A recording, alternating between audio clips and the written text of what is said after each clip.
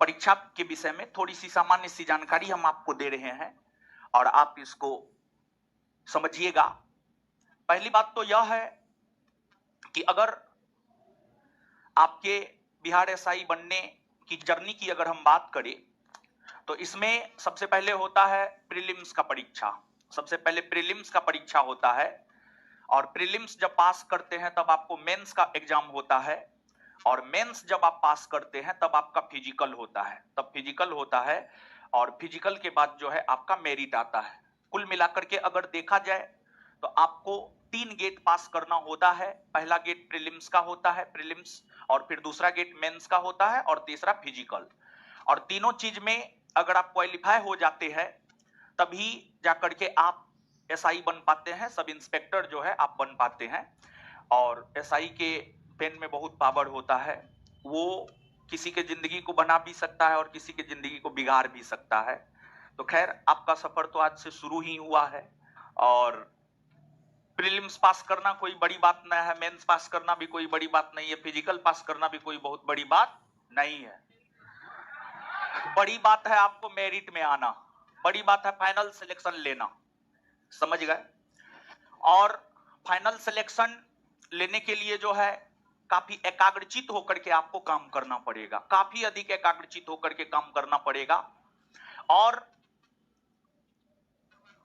आप हमेशा इस बात को याद रखिएगा, सफल होने वाले लोग कोई अलग काम नहीं करते हैं बल्कि उसी काम को अलग तरीका से करते हैं, इसी वजह से लोग सफल हो जाते हैं। तो अगर आपको सफल होना है तो आपको पढ़ना सिलेबस ही है। देखिए, जो सफल होता है वो भी सिलेबस ही पढ़ता है और जो असफल होता है ना वो भी सिलेबस ही पढ़ता है, लेकिन थोड़ा अलग करना पड़ेगा।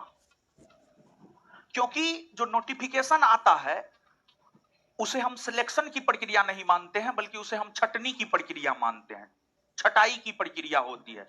प्रीलिम्स में कुछ को छांटा जाता है, मेंस में कुछ को छांटा जाता है, फिर फिजिकल में कुछ को छांटा जाता है। तो वो छटनी की प्रक्रिया है एक प्रकार से कहिए तो आप। तो और अगर आप हर चीज में परफेक्ट बैठ जाते हैं तब जाकर के आपका जो है फाइनल सिलेक्शन होता है। तो प्रीलिम्स में, मेंस में और फिजिकल तीनों निकलने पर बहुत हाय तौबा मचाने की जरूरत नहीं है। जब मेरिट में नाम आ जाएगा तब हाय तौबा मचाइएगा, नहीं तो लोग आप ही के विषय में पूछेगा कि प्रीलिम्स में रिजल्ट के बाद बहुत उछल रहा था, मेंस में उछल रहा था, इसके बाद जो है फिजिकल में उछल रहा था। तो यहां पर समझ गए, यहां पर उछलना है, यहां पर जो करना है कीजिए ना। मेरिट बन जाने के बाद जो करना है एकदम नंगा नाच कीजिए आप, कोई दिक्कत ना है, लेकिन उससे पहले नहीं, समझ गए। और गंभीरता से काम करना है और तैयारी के दौरान जो है आप में गंभीरता रहनी चाहिए। और अगर आप में गंभीरता नहीं है तो फिर दिक्कत है और भारी दिक्कत है। तो थोड़ा बहुत परीक्षा के विषय में जानिए। परीक्षा जो आपको होता है इसमें सबसे पहले आप उम्र जानिए, उम्र जानिए। उम्र की अगर हम बात करें तो जनरल कैटेगरी में मेन की अगर आप बात करेंगे यानी पुरुष की अगर आप बात करेंगे तो मिनिमम उम्र 20 वर्ष और मैक्सिमम उम्र 37 वर्ष। और ओमेन यानी महिला की अगर हम लोग बात करें तो इसमें जो है आपको जनरल कैटेगरी में मिनिमम उम्र 20 वर्ष और मैक्सिमम उम्र जो है आपको 40 वर्ष, मैक्सिमम उम्र आपको 40 वर्ष जनरल कैटेगरी में। तो जनरल कैटेगरी पुरुष मिनिमम 20 वर्ष मैक्सिमम 37 वर्ष, जनरल कैटेगरी की महिला मिनिमम 20 वर्ष मैक्सिमम 40 वर्ष। इसके बाद ओबीसी और ईबीसी दोनों, ओबीसी एंड ईबीसी दोनों कैटेगरी में अगर आप आएंगे तो पुरुष मिनिमम उम्र 20 वर्ष और मैक्सिमम 40 वर्ष। और यहां पर महिला की अगर हम लोग बात करेंगे तो महिला भी मिनिमम 20 और मैक्सिमम 40। यहां पर पुरुष महिला सेम एज इट इज है। और इसके बाद एससी और एसटी कैटेगरी की बात करेंगे, एससी और एसटी कैटेगरी की बात करेंगे तो इसमें पुरुष और महिला की अगर आप बात करेंगे तो यहां पर भी सेम है। और यहां पर पुरुष जो है मिनिमम 20 वर्ष मैक्सिमम 42 और महिला भी मिनिमम 20 और मैक्सिमम 42। ये उम्र के विषय में हम आपको बता रहे हैं, ये उम्र का तकाजा है। और आप अपना देख लीजिए आप किस कैटेगरी में आते हैं और आपका उम्र इससे ज्यादा तो नहीं ना है, हमको तो नहीं लगता है इससे ज्यादा होना चाहिए। तो कुल मिलाकर के अगर देखा जाए तो आप सब लोग इस परीक्षा का फॉर्म भरने के लिए एप्लीकेबल हैं और परीक्षा देने के लिए भी जो है आप लोग एप्लीकेबल हैं। तो ये उम्र का तकाजा हो गया। उम्र के बाद इसके बाद एजुकेशन क्वालिफिकेशन। एजुकेशन क्वालिफिकेशन की अगर हम बात करें तो आप ग्रेजुएट होना चाहिए।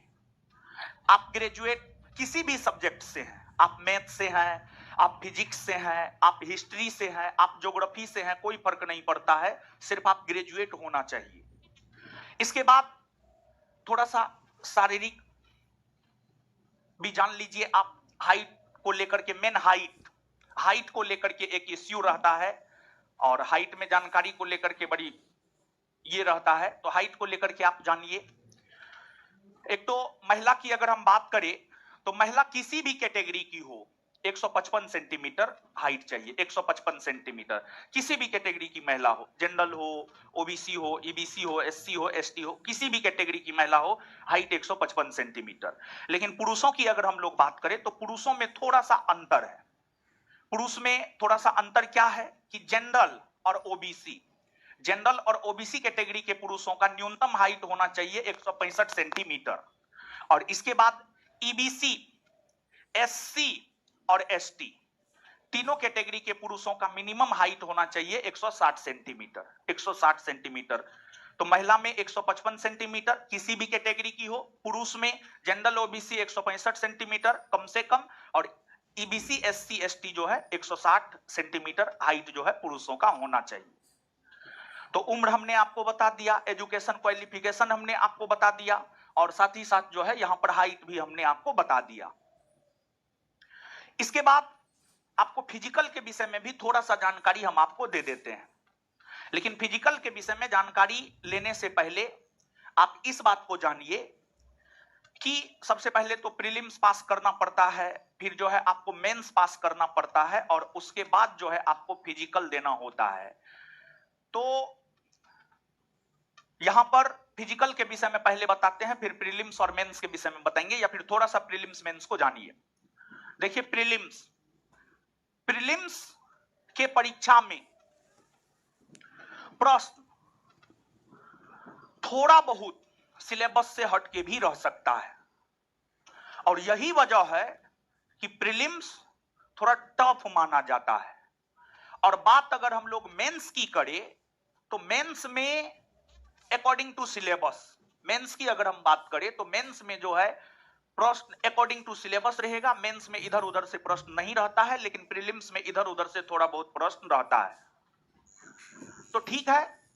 और कुल मिलाकर के देखिए अगर आपको परीक्षा पास करना है, सिलेबस पर अच्छी पकड़ आपको बनानी होंगी और प्रीलिम्स और मेंस का सिलेबस लगभग सेम है, थोड़ा बहुत अंतर है। और जो थोड़ा बहुत अंतर है, थोड़ा बहुत अंतर जो है आपको क्या है वो अंतर हम आपको बता दे रहे हैं। करेंट 15 के आसपास पूछता है और मैथ रीजनिंग जो है 5-6 के आसपास पूछता है। वही मेंस में क्या करता है, मेंस में मैथ रीजनिंग को 20 के आसपास कर देता है और करंट को 5-6 के आसपास कर देता है। पहले तो करंट पूछता भी नहीं था, लेकिन अब नया ट्रेंड आया है और नया ट्रेंड में मेंस में भी जो है करंट पूछना शुरू कर दिया है। करंट पूछना जो है आपको शुरू कर दिया है। तो आप इस बात को अपने दिमाग में जाने दीजिएगा अच्छे से, नहीं तो आप ये मत सोचिएगा कि प्रीलिम्स का अलग सिलेबस है और मेंस का अलग सिलेबस है। नहीं, जो सिलेबस प्रीलिम्स का है वही सिलेबस मेंस का भी है, जो सिलेबस प्रीलिम्स का है वही सिलेबस मेंस का भी है। बस अगर फर्क है तो क्वेश्चन पूछने में फर्क है। प्रीलिम्स में करंट का वेटेज ज्यादा रहता है, प्रीलिम्स में करंट का वेटेज ज्यादा रहता है और मैथ और रीजनिंग का वेटेज कम रहता है।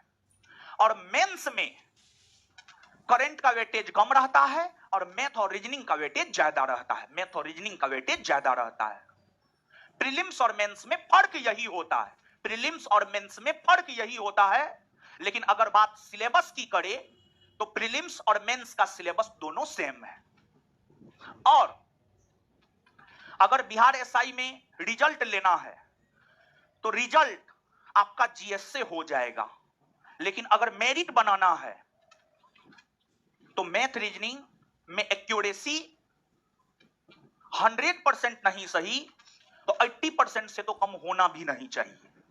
मतलब अगर 10 गो मैथ रीजनिंग पूछा है तो 8 गो से कम मैथ रीजनिंग आपका सही नहीं होना चाहिए। अगर 20 गो पूछा है तो 16 गो से कम मैथ रीजनिंग आपका सही नहीं होना चाहिए। 16 से 17 हो सकता है, 16 से 15 नहीं होना चाहिए। 16 से 15 हुआ ना, मेरिट में आपका नाम नहीं आएगा, और 16 से 17 हुआ तो मेरिट में आपका नाम आ जाएगा। तो मेरिट मैथ और रीजनिंग पर निर्भर करेगा। और आप जो ये दिमाग में लेकर चलते हैं जीएस पर हम रिजल्ट ले लेंगे, जीएस पर आप रिजल्ट ले सकते हैं, मेरिट में आप नहीं आ सकते हैं। मेरिट में आने के लिए मैथ रीजनिंग पर भी आपकी पकड़ होनी चाहिए। और जो नया नोटिफिकेशन आना है आप मान करके चलिए, इसमें नहीं कुछ तो लगभग 7 लाख के आसपास कैंडिडेट बैठेंगे।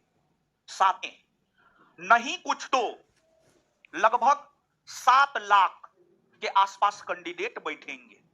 7 लाख, उससे कम नहीं, क्योंकि पिछली बार ही 6.5 लाख लोग बैठे हैं। जब से वैकेंसी बिहार एसआई का 2018 से लगातार आना शुरू हुआ है, 2018 में जब वैकेंसी 1717 पोस्ट के लिए आया था तो उसमें मात्र 2.5 लाख लोग बैठे थे, मात्र 2.5 लाख। और जैसे जैसे बढ़ता गया टाइम वैसे वैसे कैंडिडेट की संख्या बढ़ती गई और लास्ट वैकेंसी में 6.5 लाख के आसपास लोग परीक्षा में बैठे हैं। तो ये जो आने वाला वैकेंसी है इसमें आप मिनिमम मान करके चलिए 7 लाख के आसपास लोग परीक्षा में बैठेंगे। और प्रीलिम्स में जितना सीट होता है उसका 20 गुना रिजल्ट देता है। 2000 सीट है तो 2000 का 20 गुना रिजल्ट प्रीलिम्स में देगा। प्रीलिम्स के बाद आपको मेंस होगा, और प्रीलिम्स में जो बच्चा का रिजल्ट होगा वो अपने आप में क्रीम होगा। प्रीलिम्स के बाद मेंस होगा, और इस बार तो प्रीलिम्स के बाद मेंस में समय भी नहीं दिया, मुश्किल से 1 माह का समय दिया। तो आपको जो भी तैयारी करना है, अब 1 माह में आप क्या कर सकते हैं? 1 माह में आप पूरे सिलेबस को पढ़ नहीं सकते हैं, लेकिन 1 माह में पूरे सिलेबस का आप रिवीजन जरूर कर सकते हैं। 1 माह में पूरे सिलेबस का आप रिवीजन निश्चित तौर पर कर सकते हैं। तो कहने का मतलब यह है कि जो भी तैयारी करना है प्रीलिम्स के दौरान ही आपको कर लेना है। मेंस के दौरान तैयारी नहीं बल्कि मेंस के दौरान आपको रिवीजन करना है। मेंस के दौरान तैयारी नहीं बल्कि मेंस के दौरान आपको रिवीजन करना है।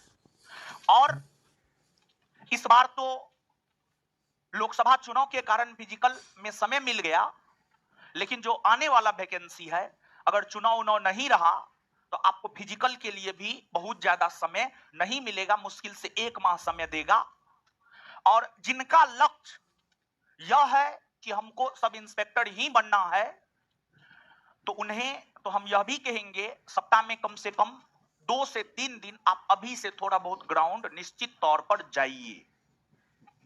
अगर आपका लक्ष्य बिहार एसआई ही है, सब इंस्पेक्टर ही है, तो आप 2 से 3 दिन निश्चित तौर पर जाइए। और एक बात आप याद रखिएगा,